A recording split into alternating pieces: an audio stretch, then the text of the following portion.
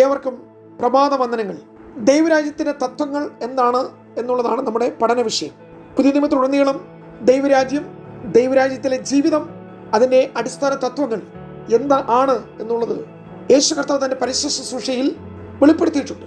അത് പലതും ഉപമകളിലൂടെ, തൻ്റെ പ്രഭാഷണങ്ങളിലൂടെ, തൻ്റെ പ്രവൃത്തിയിലൂടെ കർത്താവായ യേശു അത് ഒന്നൊന്നായി വെളിപ്പെടുത്തിയിട്ടുണ്ട്. ഇന്നത്തെ നമ്മുടെ പഠനം ഏതൊക്കെയാണ് ദൈവരാജ്യത്തിൻ്റെ തത്വങ്ങൾ, എന്തുകൊണ്ട് ദൈവരാജ്യത്തിലെ ജീവിതം വളരെ പ്രാധാന്യം അർഹിക്കുന്നു. അപ്പോൾ തന്നെ ഒരു ചിന്ത നമുക്കുണ്ടാകും. നാം ഈ ഭൗതിക ലോകത്തിൽ ജീവിക്കുന്നവരാണ്. നമ്മുടെ കാഴ്ചയുടെ, കേൾവിയുടെ, അറിവിൻ്റെ, ബുദ്ധിപരമായ സമീപനങ്ങളുടെ അല്ലെങ്കിൽ മറ്റ് കീഴ്വഴക്കങ്ങളുടെ പ്രായോഗികമായ ഈ ലോകത്തിൻ്റെ തത്വങ്ങൾ, ഈ ലോകം കാണിച്ചു നൽകിയിരിക്കുന്ന അടിസ്ഥാന തത്വങ്ങളിൽ ഭൗതിക ലോകം ജീവിക്കുന്ന പോലെ ജീവിക്കുന്നവരാണ് ഭൂരിപക്ഷം. പക്ഷേ ബൈബിൾ വളരെ വ്യക്തമായി പ്രസ്താവിക്കുന്ന ഒരു ജയജീവിതം, ജയാളിയുടെ ജീവിതം, വിജയകരമായ ക്രിസ്തീയ ജീവിതം, അത് ആത്മീക ജീവിതമാണ്, ദൈവരാജ്യത്തിലെ ജീവിതമാണ്. കർത്താവ് നമ്മെ വാഴുന്നതാണ്. ക്രിസ്തുവിൻ്റെ കർത്തൃത്വം നമ്മുടെ എല്ലാ മേഖലയിലും വെളിപ്പെട്ടു വരുന്നതാണ്. യേശുവിൻ്റെ സർവാധിപത്യം നമ്മളിൽ എപ്പോഴും നിലനിൽക്കുന്നതാണ് എന്നുള്ള ചിന്തയിൽ വേണം ദൈവരാജ്യ തത്വങ്ങളിലേക്ക് നാം അതിനെ വീക്ഷിക്കുവാൻ അല്ലെങ്കിൽ സമീപിക്കുവാൻ. ഇത് കേവലം ഭൗതിക ലോകത്തിൽ നിന്നുകൊണ്ട് ആത്മലോകത്തെ വീക്ഷിക്കുന്ന പോലെയല്ല. അപ്രകാരം മനസ്സിലാക്കുന്നവർക്ക് ഇത് പോഷത്വമാണ്. ഈ പ്രമാണങ്ങൾ ജ്ഞാനികൾക്കും വിവേകികൾക്കും മറച്ചു വെച്ചതാണ്. മനുഷ്യൻ്റെ ജ്ഞാനത്താൽ ഉളവായ ഒരു മാർഗമല്ലത്. ഈ സന്ദേശവും ഈ തത്വങ്ങളും ഈ അടിസ്ഥാന ഘടകങ്ങളുമൊക്കെ മാനുഷിക ബുദ്ധിയിൽ അത് പോഷത്വമാണ്. എന്നാൽ ഇതിൻ്റെ ആത്മീയ വശത്ത് നിന്നുകൊണ്ട് നാം ഇതിനെ മനസ്സിലാക്കുമ്പോൾ ഇപ്രകാരം ഒരു ജീവിതം ഈ ഭൂമിയിൽ തന്നെ ക്രിസ്തുവുമായി ചേർന്ന് ജീവിക്കുവാൻ എനിക്ക് നിങ്ങൾക്ക് കഴിയും. അവിടെ നമ്മളിലൂടെ ക്രിസ്തു ജീവിക്കുന്നു. നാം നമ്മുടെ ജീവിതം, അതിൻ്റെ അധ്വാനങ്ങൾ അവസാനിപ്പിക്കുമ്പോൾ ക്രിസ്തു എന്നിലൂടെ ജീവിക്കുവാൻ ഇടയാകുന്നു എന്നുള്ള ആ ഒരു തത്വം നാം ഉൾക്കൊണ്ടുകൊണ്ട് വേണം ഈ പ്രധാനപ്പെട്ട പോയിന്റുകൾ മനസ്സിലാക്കുവാൻ. ആത്മാവ് നമുക്ക് ഇപ്രകാരമുള്ള ഉൾക്കാഴ്ചകൾ ധാരാളമായി തരുന്നു. കാരണം ക്രിസ്തീയ ജീവിതം ദൈവാത്മാവിനാൽ മാത്രം നയിക്കപ്പെടുന്നതും നിയന്ത്രിക്കപ്പെടുന്നതും ദൈവഇഷ്ടം മാത്രം നിറവേറുന്നതും ദൈവത്തിനു വേണ്ടി സമ്പൂർണ്ണമായി ഏൽപ്പിച്ചു കൊടുക്കുന്നതും മാനുഷികമായ ഇഷ്ടങ്ങൾക്കോ താല്പര്യങ്ങൾക്കോ ഒരു പ്രസക്തിയുമില്ലാത്തതുമാകുന്നു ദൈവരാജ്യത്തിലെ ജീവിതം. പറഞ്ഞു വന്നതിൻ്റെ സാരം എന്തെന്നാൽ ഇതൊരു ബുദ്ധിപരമായ സമീപനമല്ല, ഭൂരിപക്ഷത്തിൻ്റെ ചിന്താഗതികളല്ല, ജഡത്തിൻ്റെ ഉൽപ്പന്നവുമല്ല, മാനുഷികമായ വൈഭവങ്ങളുടെ ശക്തി കേന്ദ്രവുമല്ല.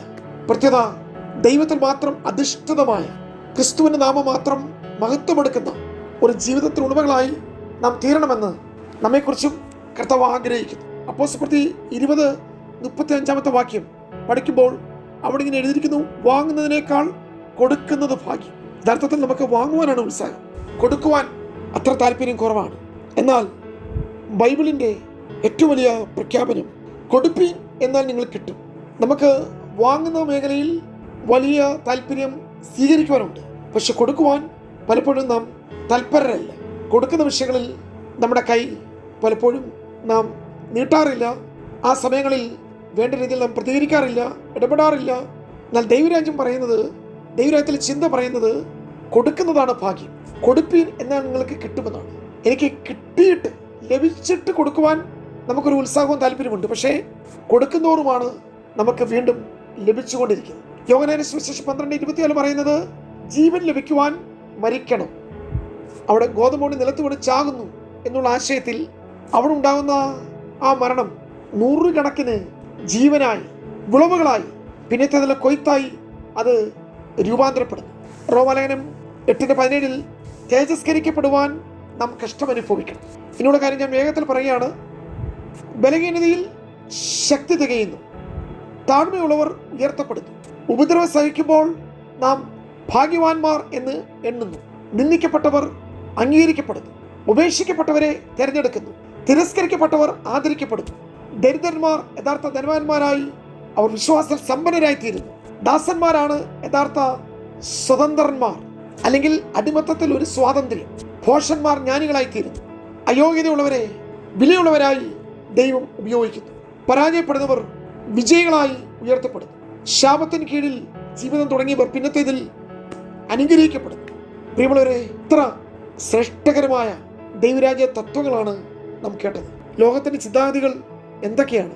എല്ലാം സ്വരൂപിക്കണം, എല്ലാം വാങ്ങിച്ചു കൂട്ടണം, എല്ലാം കൈവശമാക്കണം, എല്ലാം വർദ്ധിപ്പിക്കണം. പക്ഷേ ദൈവരാജ്യത്തിൻ്റെ വെളിപ്പാട് ഒന്നൊന്നിനോട് ചേർത്ത് വെക്കുന്നതിനേക്കാളും എല്ലാം പങ്കുവെക്കുക.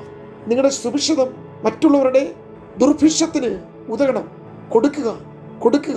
ഇത് ദൈവരാജ്യത്തിലല്ലാതെ മറ്റെവിടെ കാണുവാൻ കഴിയുന്നു? ജീവിക്കുവാൻ വേണ്ടി മരിക്കുക, നാം ഇല്ലാതാകുക, നമ്മുടെ സ്വയം തകർക്കപ്പെടുക. അവിടെ യഥാർത്ഥ ജീവൻ വെളിപ്പെടുക. കഷ്ടതയിലൂടെ വർദ്ധിക്കുന്ന തേജസ്കരണം, തേജസ്സിന്റെ നിത്യകനം, തേജസ്സിന്മേൽ തേജസ്. പ്രിയമുള്ളവരെ, അവിടെ മാത്രമേ വിശുദ്ധന്മാർക്ക് പാടുവാൻ കഴിയൂ ഈ കഷ്ടങ്ങൾ സാരമില്ലെന്ന്. കാരണം വെളിപ്പെടാനുള്ള തേജസ് വെച്ച് കമ്പയർ ചെയ്യുമ്പോൾ ഈ കഷ്ടങ്ങൾ വെറും നിസ്സാരമാണ്. തന്നെത്താൻ താഴ്ത്തപ്പെടുന്നവർ ഉയർത്തപ്പെടുന്നു, ചെറിയവർ വലിയവരായിത്തീരുന്നു, ദാസന്മാർ സ്വതന്ത്രരായി മാറുന്നു. ഇതാണ് ദൈവരാജ്യം, ഇതാണ് ക്രിസ്തുവിന്റെ രാജ്യം. വലിപ്പച്ചെറുപ്പമില്ലാത്ത, ഉയർന്നവൻ താണവൻ വ്യത്യാസമില്ലാത്ത, എല്ലാവരെയും സമഭാവനയോടെ നോക്കി കാണുന്ന, എല്ലാം പങ്കുവെക്കുന്ന, എല്ലാവരെയും ചേർത്ത് പിടിക്കുന്ന, നമ്മുടെ സമൂഹത്തിൽ സമത്വം ഉണ്ടാവണമെന്ന് ആഗ്രഹിക്കുന്ന ഒരു നീതി എന്ന് പറയുന്നത് ദൈവരാജ്യത്തിന്റെ നീതി മാത്രമാണ്. അതാണ് ക്രിസ്തു വിഭാവനം ചെയ്ത ഈ ആത്മീയ രാജ്യം. പ്രിയമുള്ളവരെ, ഈ മനോഭാവമാണ് ദൈവരാജ്യത്തിന്റെ മഹത്വത്തെ വെളിപ്പെടുത്തുന്നത്. എല്ലാം എനിക്ക് മാത്രം, എൻ്റേത് എന്നുള്ള നമ്മുടെ സ്വകാര്യ താല്പര്യങ്ങളിൽ നിന്നപ്പുറമായി ദൈവരാജ്യത്തിന്റെ ഭാവം നമ്മളിലൂടെ വെളിപ്പെട്ടു വരുവാൻ, പ്രകടമാകുവാൻ, അത് ലോകം കാണട്ടെ, ഈ സമൂഹം അത് അറിയട്ടെ, ക്രിസ്തു നിങ്ങളിലൂടെ ജീവിക്കുന്നെന്ന്. അവിടെയാണ് ക്രിസ്ത്യാനിത്വത്തിന്റെ മൂല്യം മഹത്തരമാക്കുന്നത്. കേവലം നമ്മുടെ ശബ്ദങ്ങളോ കോലാഹലങ്ങളോ ആരവാരങ്ങളോ നമ്മുടെ വാഗ്ധോരണികളോ അവകാശവാദങ്ങളോ ഒന്നുമല്ല. ഒരു നിയോഗം നിങ്ങൾക്കുണ്ടെങ്കിൽ ദയവായി ദൈവരാജ്യത്തിന്റെ ജീവിതത്തിന് വേണ്ടി നിങ്ങളുടെ ജീവിതത്തെ സമർപ്പിച്ചാട്ടെ. അവിടെയാണ് ക്രിസ്തു ജീവിക്കുന്നത്, അവിടെയാണ് ക്രിസ്തുവിനെ സമൂഹം കാണുന്നത്. എന്നെ നിങ്ങളുടെയും സ്ഥാനം യേശു ക്രൂസിൽ എടുത്തു. അത് പാപത്തിന് ശിക്ഷയായിരുന്നു, ലഭിക്കേണ്ട മരണശിക്ഷയായിരുന്നു. എൻ്റെ പകരക്കാരനായ യേശു ക്രൂസിൽ എനിക്ക് വേണ്ടി മരിച്ചു. ഇനിയും യേശുവിൻ്റെ സ്ഥാനത്ത് ഞാനും നിങ്ങളും ജീവിക്കുക. അപ്പോൾ ദൈവരാജ്യം ഈ ഭൂമിയിൽ വെളിപ്പെട്ടു വരും. God bless you.